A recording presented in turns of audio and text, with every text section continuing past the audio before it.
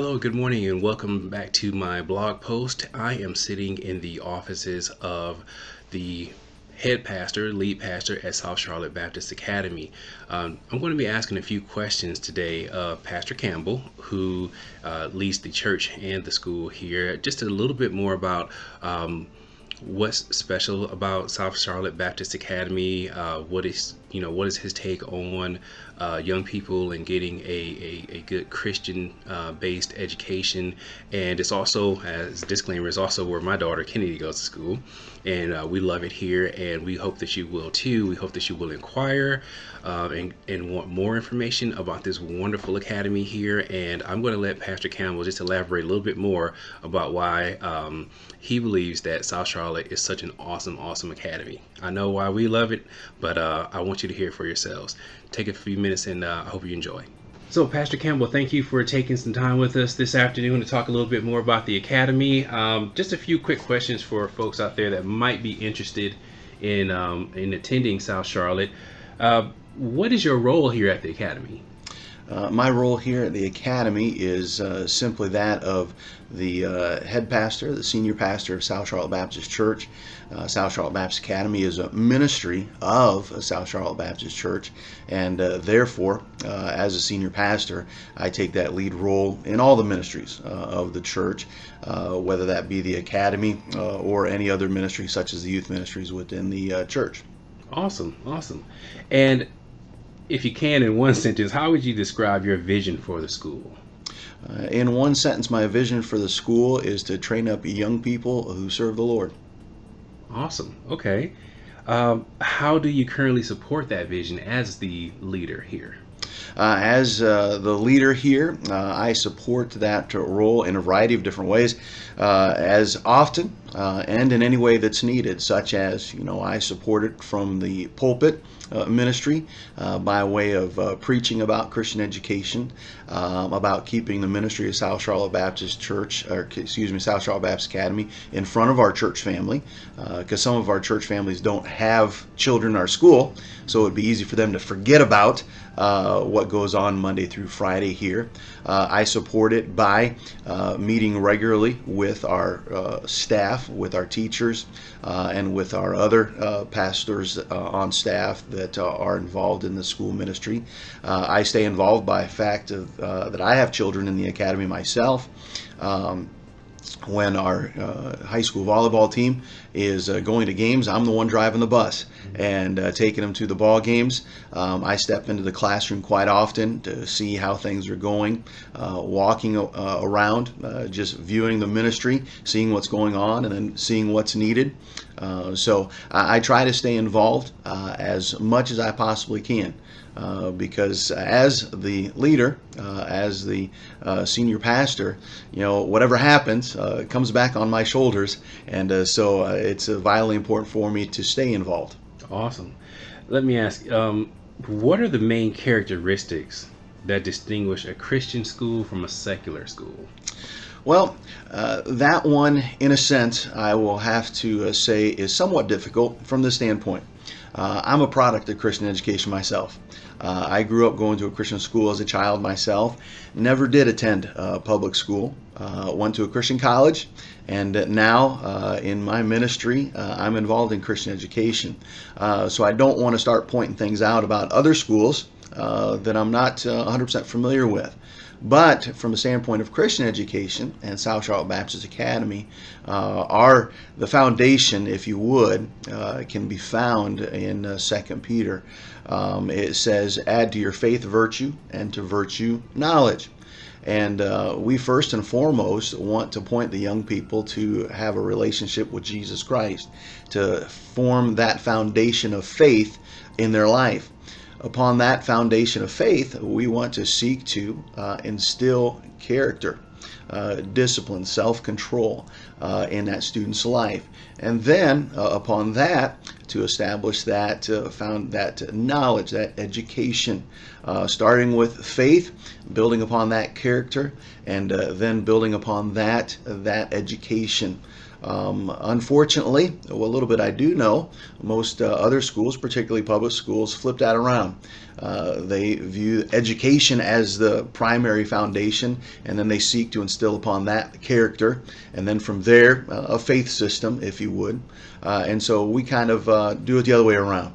Okay. Biblically speaking, believe that we got to start with that faith foundation, build the character, and then build that knowledge. Awesome. Okay. Could you describe for us what the role parents should play in the operation, or I'll say in the operation of the school? What could parents do to help? Sure. What's a parent's role in the education of their children? Well, first and foremost is everything. In Deuteronomy chapter 6, God gives a responsibility for training a child to mom and dad.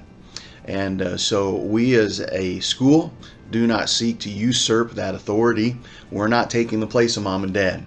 Mom and dad have that ultimate responsibility to train their children in every aspect of life.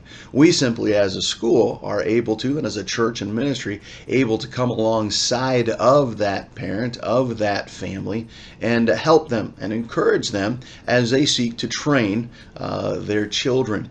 And so a parent shouldn't just at 8:30 on Monday morning drop their child off at school and wipe their hands of it and say, okay, you've got it from here until 3:30.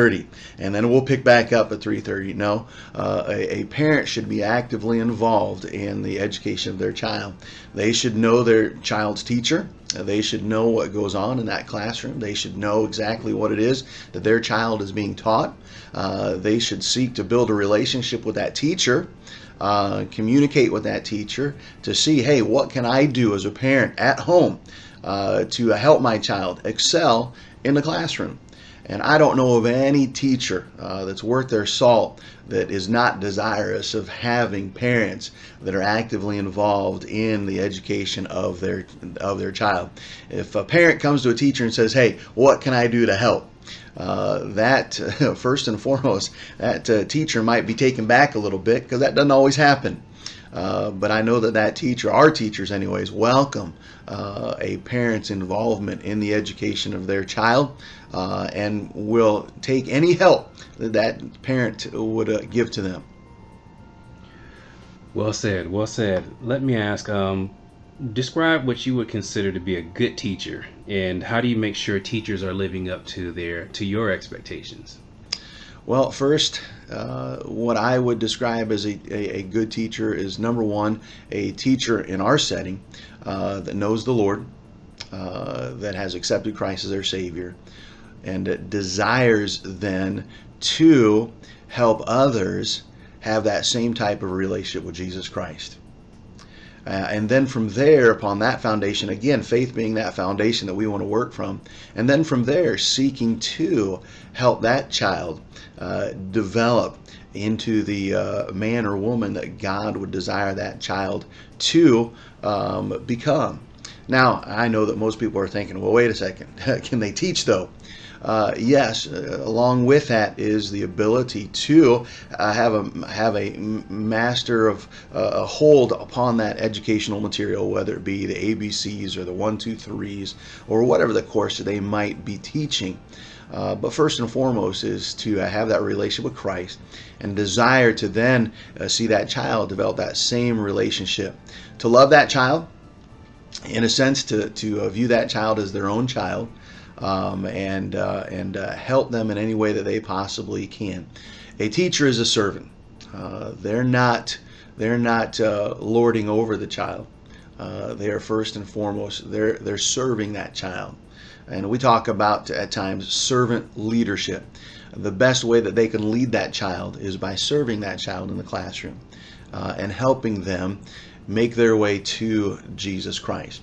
The way that I and that we seek to make sure that they're doing that is, one, I challenge our teachers every chance that we have to point those children to Jesus Christ. We have weekly staff meetings, but then we take the opportunity to observe the teachers in class to see how they're doing, and then, as needed, to sit down with the teachers and help them to maybe do things a little differently if needed, to have the best effect upon that child that they can.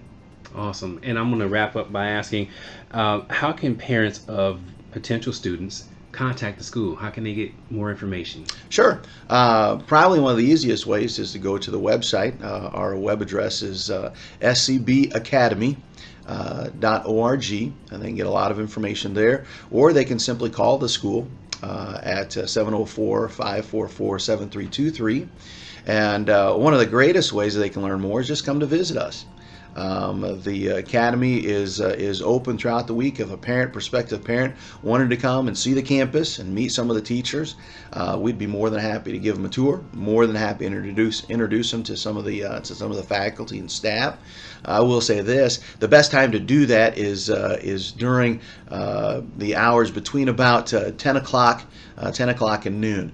The beginning of the school days a little hectic, and the end of the school day not always the best time to visit, but between 10 and noon, great time to come by and see us. Awesome. Thank you so much, Pastor Campbell, for your time. We really appreciate it. Thank you.